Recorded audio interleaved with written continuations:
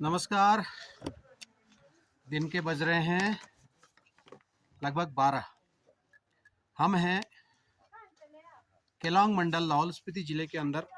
चंद्रा घाटी है और नीचे से निकलती है चंद्रा नदी, जो आगे चल के चिनाब नदी का रूप धारण करती है। उसके किनारे पे बैठा है गोंधल गांव, और ये रोड वाला जो एरिया है वो है सिल्टू। हमारे साथ है पूनम जी। भारतीय जनता पार्टी की दृष्टि से पूनम जी महामंत्री हैं महिला मोर्चा। अभी इनसे इनके गांव में मुलाकात हुई, कार्यालय में मुलाकात हुई। जब हम कार्यालय से इनकी गांव की तरफ आए तो बातचीत हुई, साधारण सा परिचय हुआ। बातचीत में करते करते करते इन्होंने बोला कि मैं अनपढ़ हूँ। अब आज के टाइम पे अनपढ़, ये कैसी अनपढ़ है मैं आपको बताता हूँ। मोदी जी इनको प्रणाम करते हैं दिल्ली में बुला के, और बाकी पूरी जानकारी ये खुद देंगे किस किस मंत्रालय से ये मिली हैं, किस किस मिनिस्टर से मिली हैं। ये ऐसी अनपढ़ हैं, उन महिलाओं के लिए एक एग्जाम्पल हैं। इस लाहौल स्पीति में अपना स्वयं सहायता समूह चलाती हूँ। यहाँ पर इनका एक पीछे ढाबा दिख रहा होगा आपको, ढाबा है। कोरोना काल में इन्होंने बहुत मेहनत की, सड़क से गुजरते हुए ड्राइवरों को खाना खिलाया, आर्मी वालों को भोजन कराया, जो एक सामाजिक कार्य है। लेकिन फिर भी मेरी इनसे यही बहस हुई कि आप अनपढ़ नहीं हैं। मेरी माँ 8वीं पास है और मुझे गर्व है कि उन्होंने हमको पढ़ा लिखा के यहाँ पहुँचाया और हमेशा आगे जाने के लिए प्रेरित किया। आज मैं यहाँ बैठा हूँ अपनी माँ और पिताजी की वजह से। तो मैं इनसे यही कह रहा था कि आप अनपढ़ नहीं हैं। आइए चलिए, ये तो था इनका इंट्रोडक्शन। पूरी जानकारी देंगी हमारी पूनम जी, क्या हैं, कैसे हैं। और जिस जगह मैं बैठा हूँ यहाँ पे पैराग्लाइडिंग भी होती है और ये काफ़ी हाईएस्ट पीक है। चलिए बात करते हैं इनसे। पूनम जी चलो बताइए अपने बारे में। नमस्कार, मेरा नाम पूनम। मैं गांव यांगला से हूँ, जो अभी बर्फ पड़ी हुई है। मैं इस गांव से संबंध रखती हूँ और मैं यहाँ पे अपने छोटे छोटे स्वयं सहायता समूह के साथ मैं काम करती हूँ। मेरे पास यहाँ पे अपने एरिया में या अपने लाहौल स्पीति में बताऊँ तो छोटे छोटे स्वयं सहायता समूह हैं, जिनके साथ मिलके मैं छोटे छोटे कार्य करती हूँ। मैं आप लोगों को ये बताना चाहूँगी कि मैंने अपना काम 2009 से स्टार्ट किया था। 2009 से मैंने एक छोटा सा एक सेल्फ हेल्प ग्रुप खोला था, जिसमें मैंने कुछ महिलाएं 5-6 महिलाओं को इकट्ठा करके उनके साथ 20 रुपये से मैंने काम शुरू किया था। 20 रुपये से काम शुरू करके मैं 2009, 10, 11, 12, 13, 14, 15 तक मैं छोटे छोटे कार्य करती रही। पहले तो मैंने अपने गाँव के क्षेत्र में किया, गाँव में किया। उसके बाद मैंने इसको अपने पंचायत में किया। पंचायत में करने के बाद मैंने इसको पूरे लाहौल में अलग अलग जगहों पे ये काम किया। तो मैं आपको बताना चाहूँगी कि मैं एक छोटे से गांव से हूँ, यांगला गांव से, जहाँ पे उन दौरान तो सड़क भी नहीं थी। अब तो हमारे वहाँ सड़क भी है, पुल भी है और है, अब अच्छा है वहाँ पे। मैंने वहाँ से स्टार्ट किया था। मैं अपने वहाँ पे मतलब कि घोड़ों के साथ जो हमारा जो सब्जियां होती थी, मैं उनको यहाँ तक पहुँचाती थी, सड़क तक पहुँचाती थी और पार जाती थी। मेरा काम यही था, जंगल, खेत, बच्चे और घर का काम होता था। मुझे इसके अलावा और कुछ पता नहीं था कि मुझे यहाँ से बाहर भी कुछ काम करना है। जब कहते हैं कि आर्थिक स्थिति ठीक नहीं होती है तो इंसान को कुछ ना कुछ करना पड़ता है। तो उन दौरान मैंने ये कदम उठाया कि मैंने सेल्फ हेल्प ग्रुप बनाया। सेल्फ हेल्प ग्रुप बना के उनके साथ मैंने काम किया और मेरे साथ जो जुड़ी हुई महिलाओं ने मुझे बहुत सपोर्ट किया और बहुत अच्छा उनका जो सहयोग मेरे लिए बहुत अच्छा रहा। मैंने उनके साथ बैठ के काम किया। तो जैसे जैसे मेरा काम होता रहा और लोग जुड़ते रहे, महिलाएं जुड़ती रही, बहुत सारी महिलाएं जुड़ी, पुरुष भी जुड़े मेरे साथ। तो उनके साथ मैंने काम किया। तो हमारे जो उत्पाद होते थे उनको हमें तो पता नहीं था कि हमारे को इसको कैसे ले जाना है, क्या करना है। जब हमारे को ब्लॉक से, हमारे केलोंग जो ब्लॉक है वहाँ से हमें सपोर्ट मिला कि आपको एक स्टॉल मिल रहा है और स्टॉल में काम करेंगी।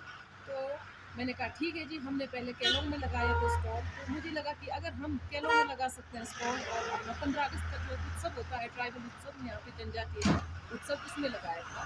तो वहाँ पर मैंने काम किया। मुझे लगा कि हम आगे भी जा सकते हैं। तो मैंने उन्हीं दौरान मुझे 2016 में हमारे लाहौल स्पीति में एक डीसी साहब आए थे, हमारे उपायुक्त श्री विवेक भाटिया जी। उन्होंने यहाँ पे एक फेडरेशन बनाई, फेडरेशन लेडी ऑफ केलोंग करके। उस फेडरेशन लेडी ऑफ केलोंग में मुझे एज ए प्रधान का एक पद दिया गया कि आप इस पे काम करेंगे, क्योंकि मुझे तो उतनी जानकारी नहीं थी। तो मैंने ये कहा था कि मुझे तो उतना पता नहीं है सर, मैं इतना बड़ा एक कारभार कैसे संभालूं। तो उन्होंने कहा कि आप इतना कर रही हैं, 2009-10 से इतना काम कर रही हैं, आपको आ जाएगा। तो मैंने उस पर यस किया। जब चुनाव हुए तो उधर डीसी ऑफिस में, कार्यालय में, तो उसे मुझे प्रधान का एक वो दे दिया, पद दे दिया। तो पद तो बहुत बड़ा था, तो मैं कोशिश तो की, मैंने कहा, मुझे डर भी लग रहा था। तो उन्हीं दौरान उन्होंने एक हमारे लिए एक प्रोग्राम दिया कि आप लाहौल की जो महिलाएं हैं जुराबे तैयार करें। तो उन्होंने हमें सहायता दी और हमारी महिलाओं ने जुराबे तैयार की, जुराबे तो तैयार की। तो जुराबे तैयार करने के बाद उन्हीं दौरान हमारे को एक ट्राइब्स इंडिया ने एक, मुझे एक मैसेज आता है कि ट्राइब्स इंडिया का, कि आप यहाँ पे एक छोटा सा प्रोग्राम होने वाला है केलोंग में, तो आप आ जाइए अपने छोटे से थोड़े से प्रोडक्ट लेके। तो मैं भी एक बैग में लेके चली गई। ट्राइब्स इंडिया से एक 3 अधिकारी आए होते, तो मेरे लिए तो नई बात थी ट्राइब्स इंडिया क्या है, ट्राइफेड। तो केलोंग में मीटिंग हुई, एक दिन की मीटिंग हुई, उन्होंने देखा और 600-600 रुपये उन्होंने हमें पर डे दिहाड़ी दी और हमारे थोड़े थोड़े प्रोडक्ट लेके चले गए। फिर वो तो चले गए। तो उन्हीं दौरान मुझे अक्टूबर में मुझे एक चिट्ठी मिलती है कि भाई पूनम जी, आपको दिल्ली बुलाया जा रहा है। तो मुझे तो डर जैसा लग गया, क्योंकि मैं तो कभी गई नहीं थी। तो 2017 की बात है, 12 नवंबर को मुझे यहाँ से दिल्ली के लिए रवाना होना था, क्योंकि मैंने कभी मनाली से आगे देखा नहीं था। तो एक बहुत बड़ा मतलब कि ग्रुप लेके यहाँ के जो आदि व्यंजन है, तो मुझे कहा कि वहाँ पे आप आके आदिवासी जो भोजन है उसको भी वहाँ पे बनाओ और अपना उत्पाद भी बेचो। तो एक हम 6-7 महिलाओं का एक दल गया। इसमें हमें ब्लॉक ने भी मदद की, ऐसा कुछ नहीं है, उन्होंने मदद की। तो हम दिल्ली गए तो पहली बार मैं मनाली से आगे गई थी, तो मुझे अटपटा सा लग रहा था कि भाई अब कैसे जाऊँ। तो कह रहे हैं कि भाई पूनम जी, आपने देख लेना भाई, क्या क्या करना हमें पता नहीं है। तो सभी तो गए नहीं थे दिल्ली, तो मैं भी तो नहीं गई थी, मुझे भी तो नहीं था पता। हम दिल्ली पहुंच जाते हैं, वहाँ से फिर हम वहाँ से दिल्ली हाट जाते हैं। ठीक हो दिल्ली गया। हाट पहुँचते हैं, दिल्ली हाट पहुँच के हमने जब अपना प्रोडक्ट वहाँ पे ले गए, तो हमें पता भी नहीं था कि भाई क्या काम करना है, कैसे करते हैं। हम 9,000 जुराबे ले गए। नौ नौ हजार हजार 9,000 दो वोल्वो की वो क्या कहते हैं, नीचे जो डिक्कियाँ होती फुल करके ले गए। 9,000 पहली बार गए, 9,000। तो वहाँ जाके जब उन्होंने देखा, उन्होंने कहा ये क्या लेके आए हो आप लोग अलग अलग तरह के जो उत्पाद है वो क्यों नहीं लाए। हमने बोला पता नहीं जी, मुझे तो, हमें तो ये तैयार करने दिया था, कह रहे थे कि दिल्ली में बहुत अच्छा काम होता है, जाओ आप। ट्राइब्स इंडिया ने बुलाया और चले आए। फिर गए, वो पहला एक्सपीरियंस था मेरा, क्योंकि घर से बाहर निकल के वो काम करने का। जब हमने वहाँ देखा, काम तो किया, चलो काम चला, वहाँ पे हमारा खाने का भी काम चला, दूसरा अपना जो उत्पाद थे वो भी बिके। पर जो जिस तरह से बिकना था, क्योंकि हमारी वैरायटी एक ही थी, जुराबें थी सिर्फ, और कुछ नहीं था हमारे पास।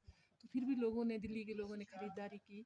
और उन दौरान फिर वहाँ पे देखा कि भाई हमारे को, जैसे यहाँ पे हम काम करते हैं तो हमें क्या क्या तैयार करना है, जैसे हमें अलग अलग ग्लव्स भी तैयार करने हैं, टोपियाँ भी तैयार करनी है, सब कुछ तैयार करना है। तो मैंने वहाँ से यहाँ आके उनको बताया कि अपनी महिलाओं को, कि हमें एक ही चीज़ पे फोकस नहीं करना है, हमें अलग अलग तरह के जो उत्पाद है उनको तैयार करना है। तो वो हमारे लिए एक पहली सीख हो गई, क्योंकि सीखता तो हमेशा इंसान सीखता ही रहता है ना, क्योंकि सीख तो मैं छोटे बच्चे से सीखती हूँ, बड़े बुजुर्गों से सीखती हूँ, सभी से सीखती हूँ मैं। जी बिल्कुल। तो यहाँ पहुँची तो उसके बाद मैंने कहा कि हमारे को इस तरह के प्रोडक्ट तैयार करना है। तो महिलाओं ने किए वो प्रोडक्ट तैयार। तो हमारा वो पहला सफ़र था।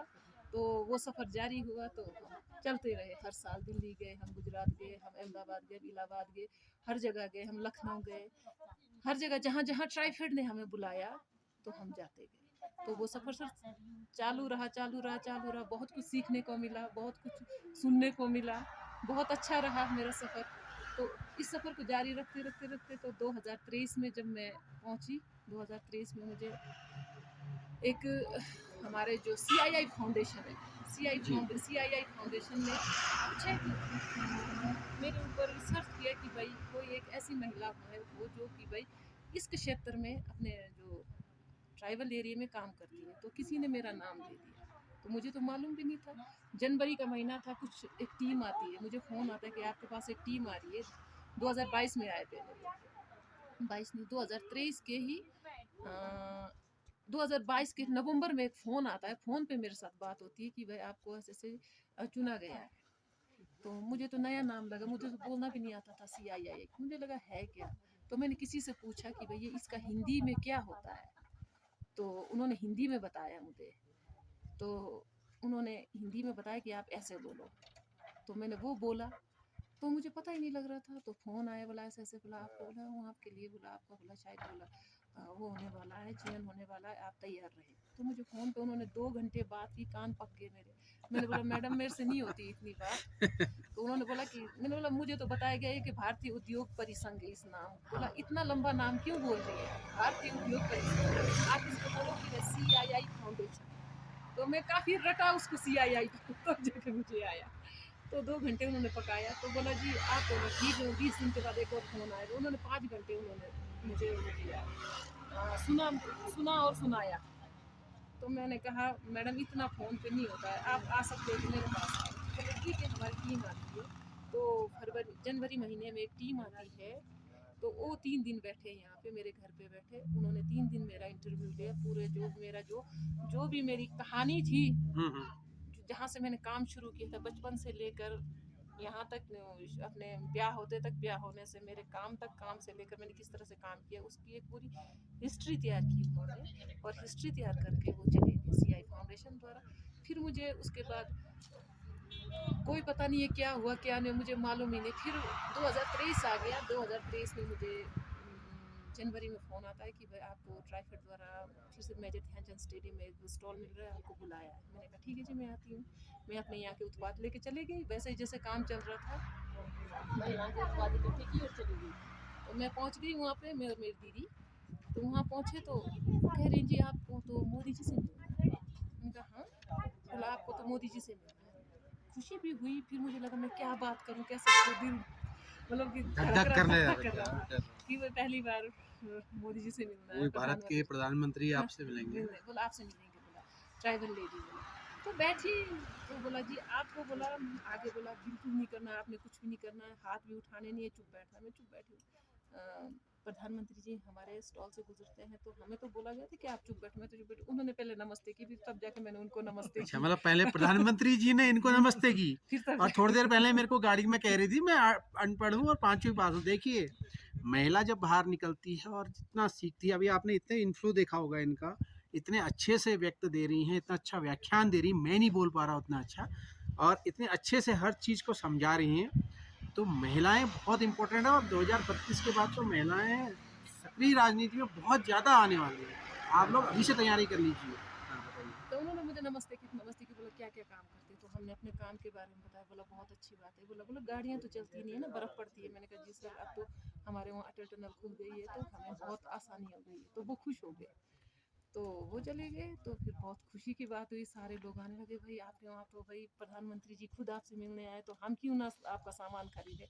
वो तो सामान हाथों हाथ बिक गया, तो हमें और लाना पड़ा। 10 दिन हमने वहाँ पे गुजारे और बहुत अच्छा रहा। तो उसके बाद वहाँ से होते हुए अब जब हम यहाँ पहुँचे, तो यहाँ तो लोगों की बहुत सारी ढेर सारी बधाइयाँ मिली कि आप प्रधानमंत्री जी से मिले, और बहुत अच्छा रहा। तो घर में बैठ के फिर से वही अपना कार्यक्रम शुरू था। तो ठीक मुझे 21 अप्रैल को फ़ोन आता है कि भाई आपको महामहिम राष्ट्रपति जी से मिलने का मौका मिल रहा है। ट्राइबल लेडी SC/ST कॉर्पोरेशन द्वारा मुझे फ़ोन आता है। तो मैंने कहा ठीक है जी, वहाँ भी जाते हैं। तो फिर मैं 30 अप्रैल को 2023 को महामहिम राष्ट्रपति जी से मेरी मुलाकात हुई, और उनको मैंने हमारे यहाँ के लोकल जो टोपी होता है, खतक होता है, वो हमने भेंट किया, और उन्होंने लिया भी, जी। और अच्छे से बातचीत भी हुई, और बहुत अच्छा रहा। वो भी खुशी का पल था। तो वो कार्यक्रम करके भी मैं वापस आ गई। फिर से घर आके फिर से सुचारू रूप से अपनी महिलाओं के साथ मैं काम करती थी। हर दिन का वही था, ढाबा है अपना, ढाबे पे काम और बच्चे संभालती थी। फिर उसके बाद मई में मुझे फ़ोन आता है फिर से कि भाई आपको फिर से दिल्ली बुलाया जा रहा है। तो मैंने कहा जी अब क्यों बुलाया जा रहा है, रोज़ रोज़ घर में भी काम है मेरे मेरे पास बहुत ज़्यादा। बोला इस बार आपको वुमेन एग्जाम्पलर से नवाजा जा रहा है, होटल ताज में। तो होटल ताज, फिर गई मैं। आप सोच सकते हैं होटल ताज में मैं भी इतने साल दिल्ली रहा हूँ, उसी रास्ते से बस से भी गया हूँ, गाड़ी से भी गया हूँ। 2004 से मैं होटल ताज को देख रहा हूँ। मेरा भाई गया है होटल ताज में, और हम हैदराबाद के होटल ताज में गए हैं। मेरे दोस्तों के साथ वो अलग कहानी है। तो और वहाँ पे गई, तो फिर वहाँ पे देखा तो स्मृति ईरानी द्वारा मुझे वुमेन एग्जाम्पलर का अवार्ड भी मिला। मेरे पास उनके साथ बात की हुई, कुछ रिकॉर्डिंग भी है जो उन्होंने मेरे साथ वादे भी किए थे, और बातचीत भी हुई। और मेरे लिए बहुत खुशी का पल था वो कि भाई उनके उनके द्वारा मैं सम्मानित हुई, और उनके साथ मुझे अपनी बात रखने का मौका मिला था वहाँ पे। तो फिर मैं अपना वो काम करके वापस आ गई। काफ़ी मीडिया में छाया, बहुत बधाइयाँ मिली लोगों की। तो घर पहुंची, फिर से अपना काम शुरू किया, लगी थी अपना। फिर उन्हीं दौरान मुझे मई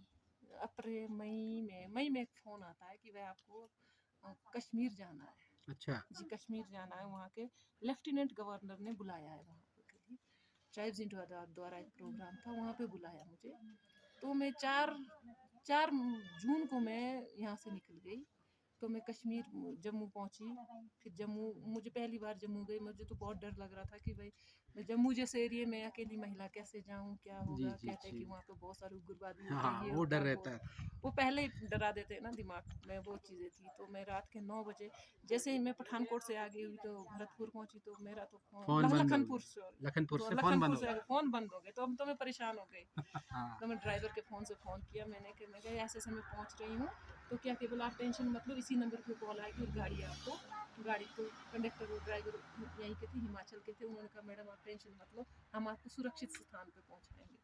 क्योंकि जब भी हम घर से बाहर निकलते हैं तो हमारे हिमाचल के जितने भी गाड़ी वाले होते हैं वो बहुत सपोर्ट करते हैं। सपोर्ट ये एक करते हैं। बहुत खुशी की बात है, क्योंकि वो कहते हैं कि भाई आप टेंशन मत लो, हम बैठे हैं आपके साथ, आप हमारे साथ सुरक्षित हो। तो ड्राइवर ने फ़ोन किया, कंडक्टर ने फ़ोन किया और गाड़ी पहुँच गई तुरंत।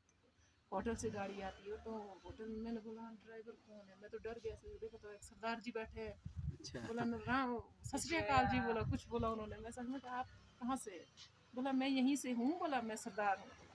तो मैं थोड़ी ठीक हो गई, मैंने कहा चलो कोई बात नहीं। तो उन्होंने गाड़ी में सामान डाला और मुझे होटल ले गए। मैं 12 बजे होटल पहुँचती हूँ। हाँ।